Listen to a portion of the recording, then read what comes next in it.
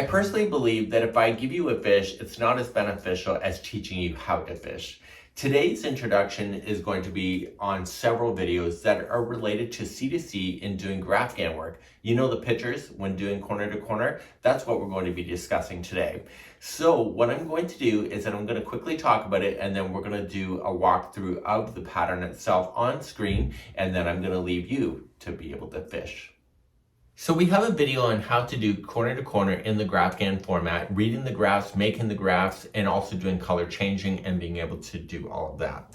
So that video has been around a long time, and I used my friend Sarah from Repeat Crafting Me as an example to be able to do it with a teddy bear. That video is actually widely used, and there's a lot of kudos on it, and I think it's almost the standard when it comes to this. So what we have is, over the years, is Yarnspirations has presented several patterns, like tons of patterns, in C2C format. And the problem with the C2C format is that, you know, I could show you row by row and changing the colors on a particular pattern, but I find that people will say to me, you know, I wish you would have done a reindeer instead of a bear, or I wish you would have done a lighthouse instead of something else. And so for me as a tutorial host, it gets very difficult to be able to comply with those kind of requests, because the fact is that once you understand how to do these graphs or even make these graphs, it's basically up to your own story of what you want to complete. So I'm going to refer to that video in the video description if you would like to access that, because that is where you can learn to fish instead of just eating fish. And therefore, even on Yarnspirations, the Crochet Crowd, Repeat Crafting Me, for example, you can find these graphs and basically run to town if this is a concept that is of interest to you. We are seeing more and more pop art when it comes to the corner to corner that you'll see here on our selection. So in the more information of the video, not only is the video on learning how to do this concept also there, but you're going to see a whole whack of other patterns that are available where the graphs are already done for you. So that's really quite exciting. So without further ado, I'm going to talk specifically about the pattern that was showcased in the thumbnail, and we're going to walk through each one of those. And currently on my list I have 22 of those, and so each one of those will be a different video, and this is the same introduction for each. Here we have the 19 Alaskan C2C characters patterns. And what this was a crochet cruise that we did in Alaska, where Daniel designed a portion of these, and also some of the crocheters on board went ahead and designed some of the squares that went along with it. So you can actually see some of our cruisers were with this particular concept. So let's take a look. This is a downloadable workbook that you can find right here. Let's just click it and see where it's going to take us today.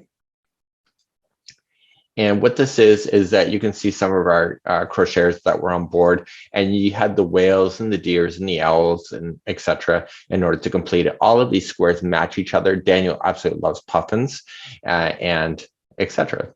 So what we have here is that we have the graphs format for you. You start off on number 1, you work your way 2, 3, all into this angle. The way Daniel designed this is that all of the concepts are going to be crocheted in the same format. So you'll start off in this corner, working your way through.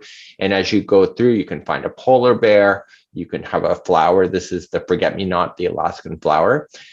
We have a husky, we have a puffin, we have a moose, an eagle. Daniel had fun doing this one.